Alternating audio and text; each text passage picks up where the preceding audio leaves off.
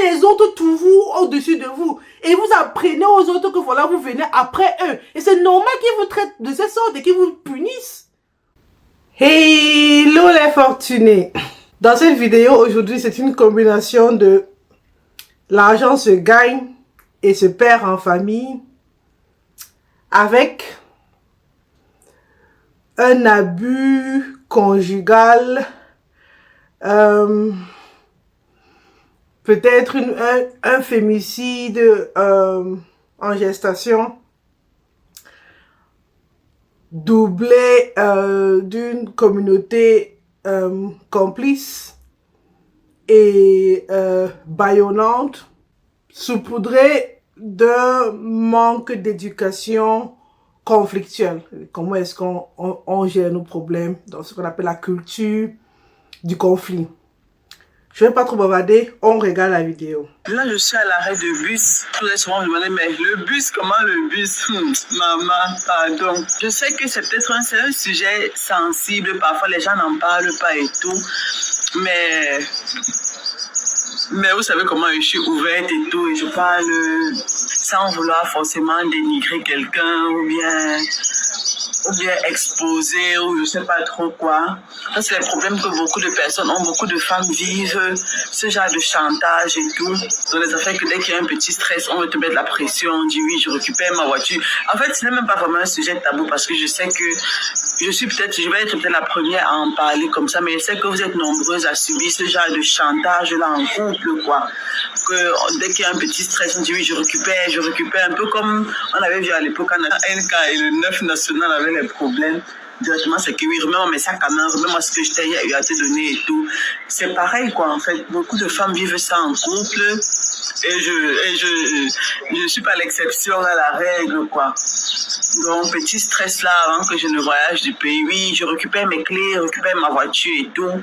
Et seulement dit que papa, non, reste avec ta voiture. Moi, il y a un genre de stress que je ne veux pas avoir dans ma vie, en fait, tu vois. Mari, pas mari, famille, amis, il y a certains genres de trucs que je ne supporte pas.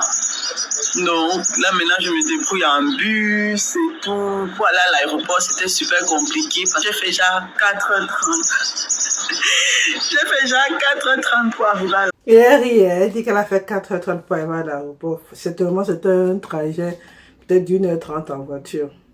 Et en revenant, c'était plus rapide quand même. Parce que je crois que quand je partais, comme c'était très juste, je n'avais pas eu le temps de bien préparer mon voyage. J'avais à faire mes valises à l'avance. Donc j'étais obligée de tirer 2 grosses valises. Je vous laisse deviner la réaction de sa communauté quand elle a posté une vidéo pareille. Déjà au départ, elle est en train de vouloir s'auto-censurer, mais en même temps, c'est une blogueuse assez transparente, tu vois. Mais la communauté a réagi très proprement. Elle dit non, tu suis ton mari, tu ne peux pas exposer ce genre de choses. Ma question c'est, à quel moment est-ce qu'on doit crier? À quel moment est-ce qu'on doit dire stop? Parce qu'elle dit, c'est pas la première fois, elle essaie même d'expliquer. Mais on vous montre la lune, vous regardez le doigt. Elle devient maintenant bourreau parce qu'elle a pleuré. Parce que vous ne pouvez pas fouetter les gens et leur dire comment ils vont pleurer. C'est sa manière de pleurer, c'est sa manière de crier. La parole libère. À comportement d'immature, réaction de mature. Moi, je trouve sa réaction, le fait qu'elle ait publié, qu'elle ait utilisé son canal, qu'elle en a parlé, moi je trouve ça déjà très mature. Beaucoup n'auront pas ce courage. Mais au lieu de saluer ça et de dire voilà, elle est en train de dire les voyants sont au rouge. Vous dites, il ne fallait pas publier le respect de l'homme. Je dis, l'homme qui transforme sa femme qui habite en campagne, là, en piéton, il avait le respect pour elle. Il est où son respect à elle? Tu brises notre moyen de fonctionnement. Il est où le respect? Son respect à elle. Pas parce que vous avez des conflits. Dans un couple, il faut savoir comment se chamailler. Peut-être qu'on va vous apprendre ça. C'est pas toutes les armes ou les outils qu'on a entre ses mains qu'on utilise. C'est pas toutes les munitions qu'on est obligé d'utiliser. Déjà, la voiture, le pass Navigo, la carte de transport, ce n'est même pas un truc que tu devais avoir comme outil de discussion. On ne s'impose pas comme ça dans le couple. Mais où est-ce que vous avez appris à être des maris? Tu sais ce que tu as brisé chez cette femme en lui privant de sa voiture? Tu sais que le travail que tu dois accomplir maintenant pour reconquérir cette confiance? Ma voiture, ta voiture. Tu sors de ta maison, il y a le combat dehors, il y a le combat de l'Occident, et puis tu rentres, tu as un ennemi qui t'attend, qui veut te nuire. Et le fait que les gens disent ne parle pas de ça, je dis mais ça veut dire que vous vivez ça chez vous et vous ne dites rien. Qu'est-ce qu'il a eu à utiliser comme moyen de pression pour en arriver à la voiture? Et quel sera le prochain pas? Parce que les enfants d'Oshinashi, Ekweme là, le chanteur de gospel nigérien là, qui franchement, elle allait aux urgences, on lui fracassait les trucs et tout, les côtes et tout. Ses enfants ont plus tard dit que voilà, papa faisait marcher maman. Genre, on quittait l'église le dimanche, on faisait peut-être 1-2 kilomètres, après il la laissait, elle allait à pied. Pareil. Ça va crescendo. C'est quoi le prochain truc? Puis c'est pas la première fois que tu fais ça. C'est quoi le prochain truc? Franchement, you people need some anger management. Il faut savoir, franchement, gérer sa colère, gérer les situations de discussion, de dispute dans le couple. C'est quoi prochainement? Tu vas, hein? Qu'est-ce que tu vas faire prochainement si elle ne fait pas ce que tu veux? C'est quoi cette culture de punition dans le couple? C'est quoi? Tu es dans un... C'est esclave, maître, c'est quoi le truc? C'est quoi le projet? Et l'après? Et puis tu rates les situations de résoudre le problème. C'est-à-dire, tu peux avoir lancé ça que ton dormant à mes clés, que même à ma voiture, voilà, on s'engueule, plus les mots vont plus vite que la pensée. À un moment donné, on réfléchit. Dans la nuit, là, tu ne réfléchis pas. Qu'elle emballe son sac pour partir 24 heures plus tôt. Tu ne réfléchis pas. Tu aurais même pu garder ton charisme en disant que bon, je lui ai dit de ne pas toucher aux clés, mais toi, ça ne te dit pas de toucher aux clés. Tu portes tes sacs qu'elle a emballés, tu mets dans la malle arrière, tu l'attends dans la voiture, tu ne dis rien. Tu dis, viens, va te déposer. Ou peut-être elle est partie, tu t'es pas rendu compte, tu regardes les combinaisons qu'elle aurait pu prendre, tu la récupères à un gars. Ou au moins, elle est partie, elle a fait 2 semaines au pays, elle revient. C'est toi, tu l'attends à l'aéroport qu'elle a. Tu sais où elle va sortir. Voilà, 2, 3, 4 occasions, tu as raté d'arranger le problème parce qu'il faut le charisme. La fierté, l'ego, c'est l'un des plus grands péchés. Hein. Mais bon, moi je veux dire ceci aux femmes. Parlez, parce que quand vous ne parlez pas, vous êtes complice. Vous êtes en même temps victime et vous devenez bourreau. Que ce soit l'infidélité, que ce soit la violence, que ce soit l'alcool. Et la violence, il y a la violence verbale, il y a la violence physique, il y a la violence matérielle. Me retirer cette ressource de mobilité. Ma mobilité ne t'appartient pas. Mes 2 pieds prolongés par les pédales de la voiture ne t'appartiennent pas. Moi, j'ai réfléchi à faire ces vidéos et dit, mais si je ne parle pas. Et demain, on dit que oui, cette femme, mère de 3 enfants, elle était... Voilà, je lui ai dit, oh Dominique, tu aurais pu parler. Vous pensez que ça se passe comment? Ça commence comment? Parce qu'après la voiture, de manière répétée, puisqu'elle le dit, ce n'est pas la première fois qu'il fait. Qu'est-ce qu'il va faire demain? Lui priver de nourriture? De toi? Ou c'est quoi l'escalation là? C'est quoi le projet de dispute? Je peux comprendre, c'est une nana qui bouge assez. C'est-à-dire, moi j'ai une explication, mais elle bouge assez. Ils ont des situations un peu bizarres où... l'homme prend 1 semaine de congé seul. Après, quand il revient, la nana prend les enfants. Elle va en Belgique avec les enfants. Après, elle revient. Elle lui laisse ses enfants. Et puis, elle va à Mallorca. Elle fait 1 semaine. Donc, en gros, 3 semaines où...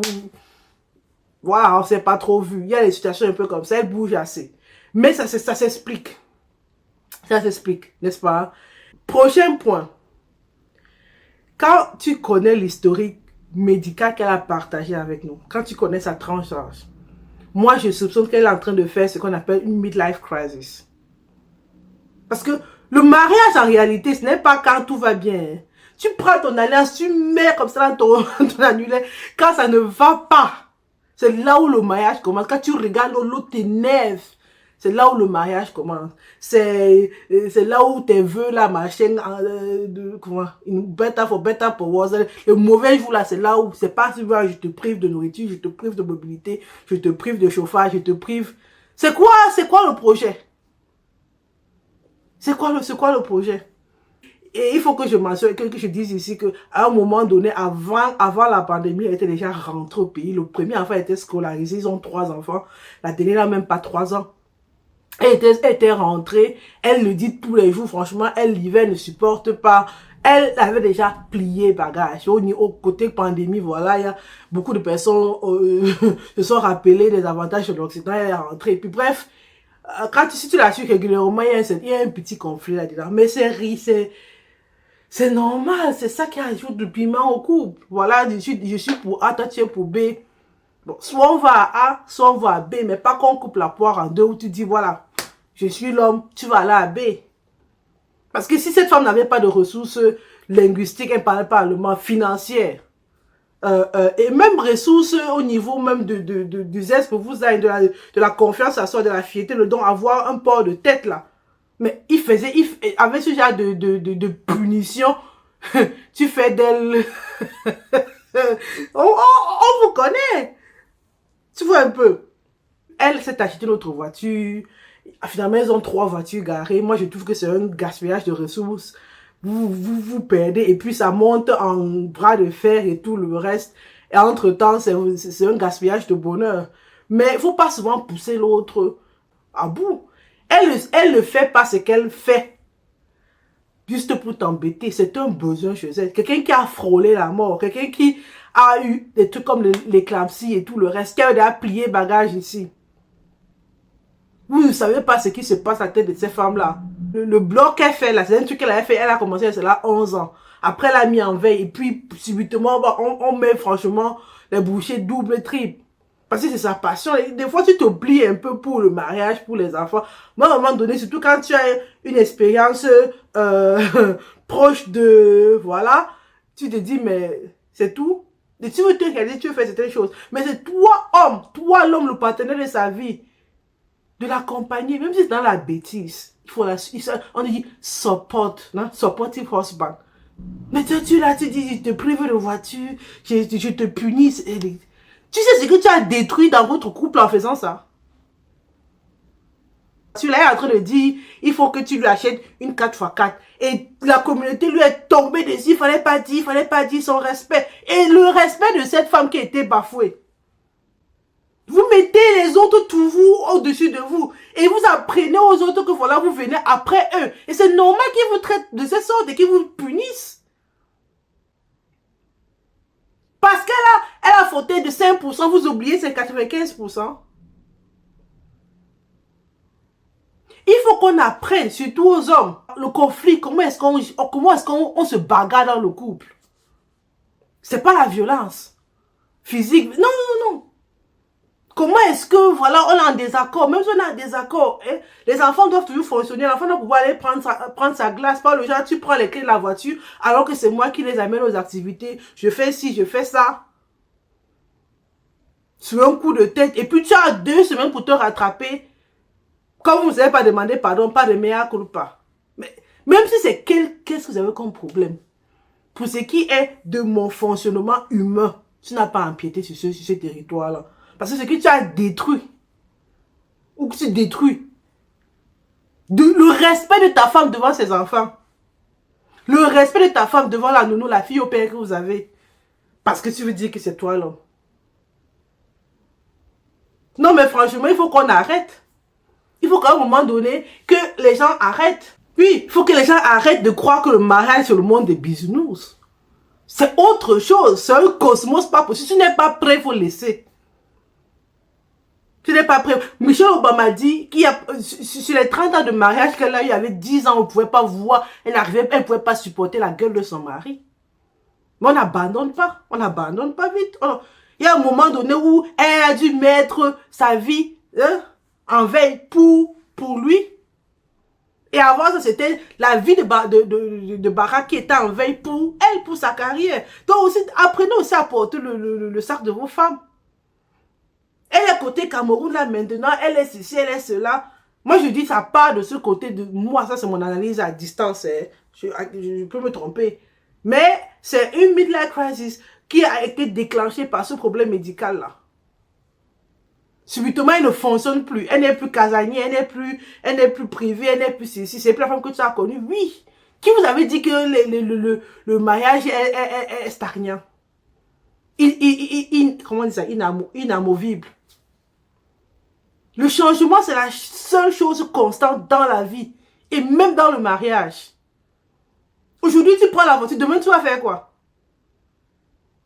Et quand elle veut crier, on dit, oh, il ne faut pas parler, son respect.